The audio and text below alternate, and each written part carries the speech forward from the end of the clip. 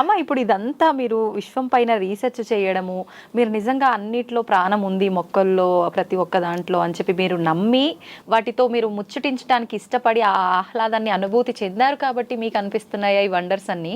లేదు ప్రతి ఒక్కరికి ఆ ఫీలింగ్ ప్రతి కలుగుతుందంటారా? ఒక్కళ్ళకి చేయొచ్చు. అలా నాలాగా ఒక 10% ఈ పబ్లిక్లో కూడా చాలామంది ఉంటారు నాన్న.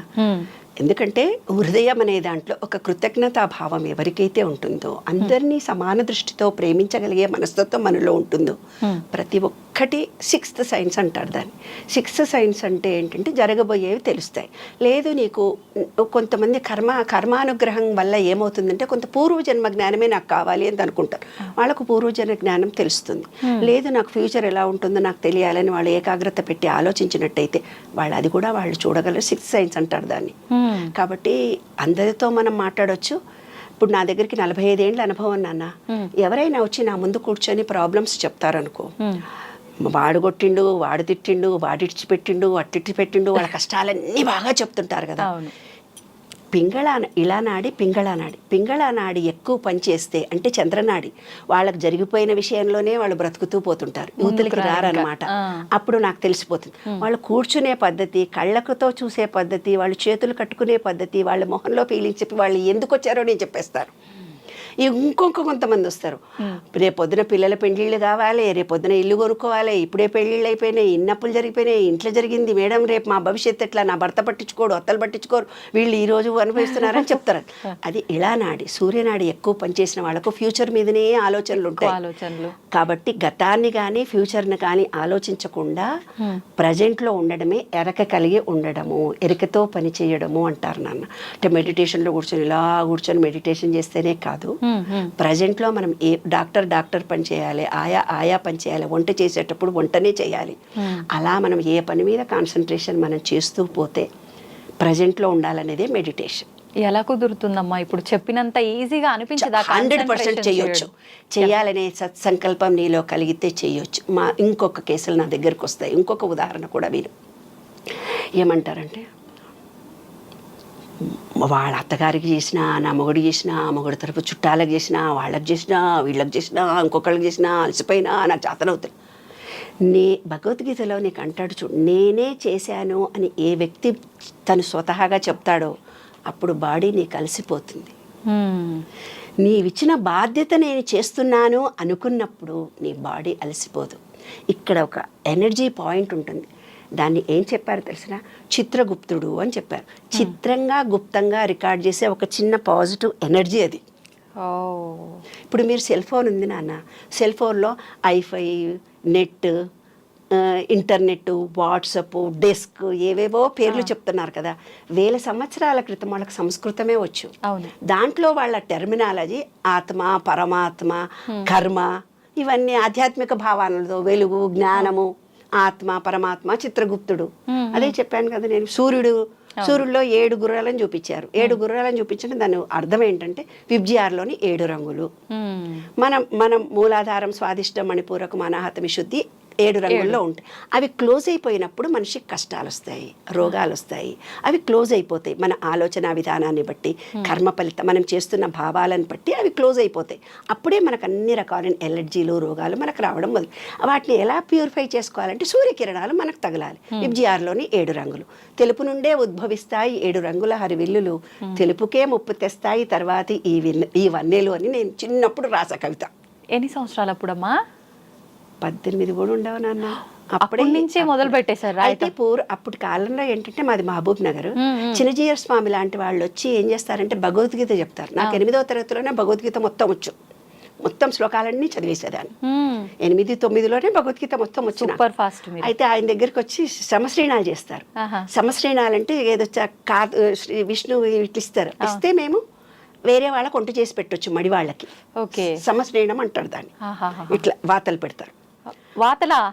మరి ఏంటనుకున్నావు, మంచిగా శంకు చక్రము ఇట్లా వాతలు పెట్టి జాకెట్ ఇట్లా పెట్టుకుంటే వాతలు పెడతారు గురువులు.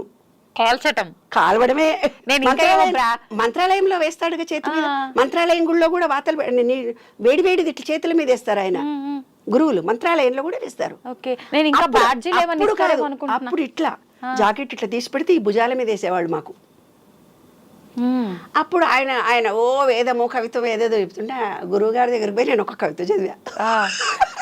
చాలా అల్లరి పిల్లలు. దివ్య చుట్టూ వలయంగా చీకటి అలాగే ఉంది, దివ్య చుట్టూ వలయంగా చీకటి అలాగే ఉంది, దానిలో వెలుగు నింప ఎవరికి సాధ్యం. కమల, నీ బిడ్డ మాత్రం అసామాన్యురాలు. ఈ సూర్యకిరణాల వెనక కూడా చీకటి ఉందట. ఈ విశ్వం మొత్తంలో కూడా తెలిసింది అని మనం అనుకుంటాం, కానీ తెలియంతన మనలో ఎంతో ఉంటుంది. దీనికి జ్ఞానవంతురాలు అవుతుందని ఆయన ఆశీర్వదించాడు నన్ను. అలాగ చిన్నప్పటి నుంచి ఆధ్యాత్మికంగా అలా అనుభవాల ద్వారా వచ్చింది నాన్న. అది భగవత్ కృపగా భావిస్తాను. ఈ నాలెడ్జ్ని సమాజానికి పంచడానికి ఉపయోగించడానికి నిర్ణయించుకున్నాను. అందరు నాకు ఇప్పుడు ఫోన్లు చేస్తారు, ఈ ట్యూబ్ చూసినాం, ఆ ట్యూబ్ చూసామమ్మ, మాకు ఈ రోగం ఉంది, మేము మీ నాకు అపాయింట్మెంట్లు డాక్టర్లు ఇంకోటి లేదే బాబు, నాకేం పిఏలు లేరు, ఏం లేరు, ఫ్రీ సర్వీస్. నేను ఫ్రీ సర్వీస్ చేస్తాను, అంతేగాని ఎప్పుడు డబ్బు సంపాదించాలని ధోరణితో నేను చేయలేదమ్మా. అందరికీ ఏదో నాకు తోచిన సలహాలు సంప్రదింపులు చేస్తూ ఉంటాను, అంతే తప్ప ఒక పిఎన్ పెట్టుకొని ఫ్యామిలీ కౌన్సిలింగ్ చేస్తే డబ్బులు తీసుకోవడం నాకు తెలియదు కూడా. అందరిని మనసారా ప్రేమిస్తానన్న. ఎంతటి కష్టాలు ఉన్న వాళ్ళని కూడా ఈ 45 ఏళ్ల నుంచి అందరి ప్రాబ్లమ్స్ సాల్వ్ చేయగలిగే శక్తిని భగవంతుడు ఇచ్చాడు. సంతోషం అమ్మ, చాలా సంతోషంగా ఉంది నాకు మీతో మాట్లాడుతుంటే. అయితే ఇప్పుడు మీరు అదంతా చెప్పిన తర్వాత ఈ మధ్య కాలంలో కొంతమంది భగవంతుడితో మాట్లాడుతున్నామని, భగవంతుడు మాకు కనిపిస్తున్నాడని చెప్తున్నారు. నిజంగా భగవంతుడిని కూడా చూడడం సాధ్యపడుతుందా? ఆయనతో మాట్లాడడం సాధ్యపడుతుందా? 100%. ఎలా అంటే విను, దేవుడు అనే ఒక రూపాన్ని మన పెద్దలు మనకు ఇచ్చారు. అది ఉట్టుట్టిగా వాళ్ళు ఇవ్వలేదు. ట్రయాంగిల్ షేప్లో ఉండేవి, దీర్ఘచతురస్రాకారంలో శ్రీ లక్ష్మీనారాయణుడు ఉంటాడు ఏమ్మా. చతురస్రాకారంలో ట్రయాంగిల్ షేప్లో వినాయకుడు, సరస్వతి, లక్ష్మి ఉంటారు ఏమ్మా. అవి కూడా వాళ్ళు చాలా ఆలోచించి పెట్టినటువంటి అంశాలు అక్కడ. అంత ఈజీగా దేవుడి రూపాలను వాళ్ళు శివుడిలో అర్ధచంద్రాకారం, అమ్మవారిలో అర్ధచంద్రాకారం, మనను అర్ధనారీశ్వరుడు అంటారు కదా.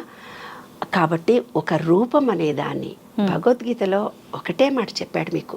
ఏమని చెప్పాడంటే, నాకు కర్మలు అంటావు, మీరు నన్ను రాఘవేంద్ర అంటే రాఘవేంద్ర స్వామి రూపంలో కనిపిస్తాను, కృష్ణ అంటే కృష్ణుడి రూపంలో కనిపిస్తాను, రామ అంటే రామ అని. మీకు ఏ గురువు నచ్చితే, లేదు ఒక చెట్టును చూసి రావి చెట్టులోనే దేవుడు ఉన్నాడు అనుకుంటే చెట్టులో కూడా కనిపిస్తాను.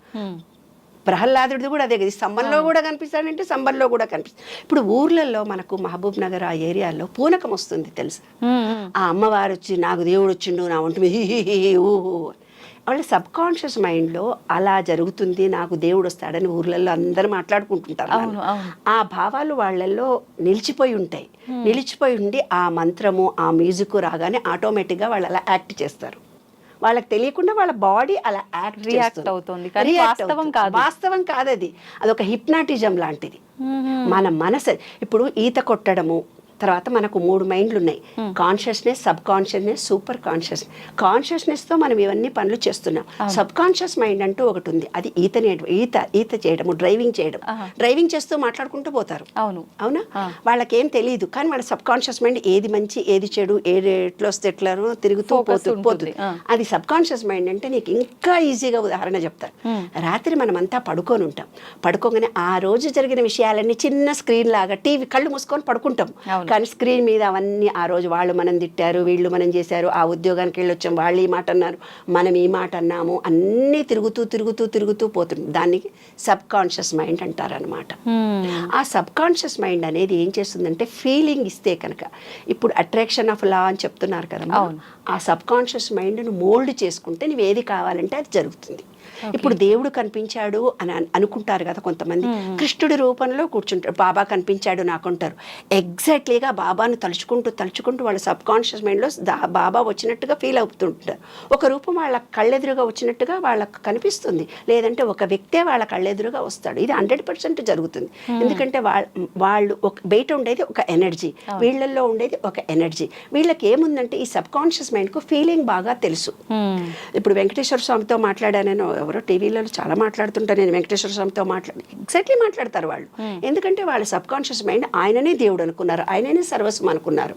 కాబట్టి వాళ్ళు వెంకటేశ్వర స్వామితో మాట్లాడతారు, తర్వాత ఇంకొకళ్ళు కృష్ణుడితో మాట్లాడతాడు, హరే రామ హరే కృష్ణ వాళ్ళు కృష్ణుడితో మాట్లాడతారు. ఎందుకంటే 24 గంటలు వాళ్ళ భజన చేయడం కృష్ణ కృష్ణ కృష్ణ కృష్ణ అనుకుంటుంటారు. కొంతమంది రామ రామ రామ అనుకుంటుంటారు. రాముడు కూడా వాళ్ళకు సహాయం చేస్తాడు, రామా నీవే ఉన్నావు అని. ఏదైతే కొన్ని బీజాక్షరాలు దేవుళ్ళు ఉన్నారో ఏ రూపంలో మనం ఆలోచించుకుంటే ఆ రూపంలో మనకు కనిపిస్తాడు. ప్రేమ రూపంలో చూస్తే ప్రేమనే విశ్వమంతా కనిపిస్తుంది.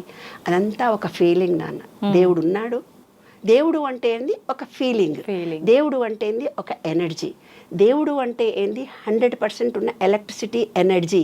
ఏంటి, సెల్ ఫోన్ ఉంది నాన్న నీ దగ్గర, సెల్ ఫోన్కు ఛార్జింగ్ పెట్టాలి. అవును ఏమ్మా, నీ చెప్పాను కదా ఇక్కడ ఒక చిన్న చిప్ ఉంది. ఆ చిప్లో ఏమవుతుంది, నువ్వు సెల్ ఫోన్ మార్చినాక మీరు ఏమంటారు, 30% పాత ఉంటాయి మేడం దాంట్లో, మొత్తం డిలీట్ అయిపోతాయని. అట్లా మీ పూర్వజన్మ సంస్కారాలు కొన్ని 30% ఉంటాయి దాంట్లో, ఆ చిప్పులో క్యారీ అవుతాయి. ఇంకో 30% ఏమవుతాయి, నీవు ఏ కుటుంబంలో, వైశ్య కుటుంబంలోనా ఇంకో కుటుంబంలో పుట్టినా ఆ జీన్స్ వస్తాయి. ఏ కుటుంబంలో పుట్టిన జీన్స్ పూర్వీకులు. అబ్బా నీ కళ్ళు చూస్తే అచ్చు తాతలాగున్నావే, అచ్చువాడు తినకుండా మొండి చేస్తుండే నువ్వు కూడా ఇట్లా చేస్తున్నావే అని అంటారు కదా. అంటే జీన్స్ వచ్చాయి 30%. ఇంకో 30% మనం పెరిగిన ఎన్విరాన్మెంట్లో ఏర్పరిచిన మూఢనమ్మకాలు, విశ్వాసాలు, మనం పెంచిన పెద్దలు కింద పడతావే మీద పడతావే ఆడ దయ్యం ఉందే ఇలా పెంచినప్పుడు కొన్ని భయాలను ఏర్పాటు చేస్తారు. వాళ్ళే జీవితంలో ఓడిపోతూ ఉంటారు. కాబట్టి మనం పెరిగిన వాతావరణాన్ని బట్టి అదే ఒక విషయంలో నువ్వు ఎలా రియాక్ట్ అయ్యావంటే ఈ 3 నీ మీద ఆధారపడి ఉంటుంది. అయితే ఈ సెల్ ఫోన్ డిలీట్ అవుతుందని నేను చెప్తున్నాను. ఎట్లా ఛార్జింగ్ చేసుకోవాలని అంటున్నాను. సెల్ ఫోన్లో చిన్న పిన్స్ వేరే ఉంటాయి, ఒకటి చిన్న స్లిప్ ఉంటుంది. కొంతదానికి ఇది నాకు ఛార్జింగ్ కాదు కొంచెం పెద్దగా ఉండాలి, ఛార్జింగ్ ఇది వేరే తీసుకురా అంటాము. అట్లా ఎనర్జీ పాయింట్లు మాత్రం వేరే ఉంటాయి, పిన్స్. ఎలక్ట్రిసిటీ పిన్ ఒకటే, దేవుడు విశ్వం అంతా ఒక్కటే. మనం ఎంత రిసీవ్ చేసుకుంటున్నాం అనేది మన చేతిలో ఆధారపడి ఉంది. Okay okay. ఆ విశ్వం అనే దాన్ని నువ్వు ఏ రూపంలో మార్చుకుంటే ఆ రూపంలో నువ్వు ఫీలింగ్తో ఇస్తే ఒకటి. కొంతమంది భయాలతో ఉంటారు, మన పుష్కరాలలో చనిపోయారు, ఇంతమందిలో పోతాము ఎక్కడో యాక్సిడెంట్ అవుతుంది అనుకుంటూ పోతారు. ఆ సేమ్ అవే నెగిటివ్ వేవ్స్ తిరుగుతూ పోతుంటుంది, ఎనర్జీ లెవెల్స్ విశ్వం ఉంది. ఆ ఎనర్జీ నెగిటివ్ రాగానే వాళ్ళకి ఆటోమేటిక్గా చనిపోతుంది.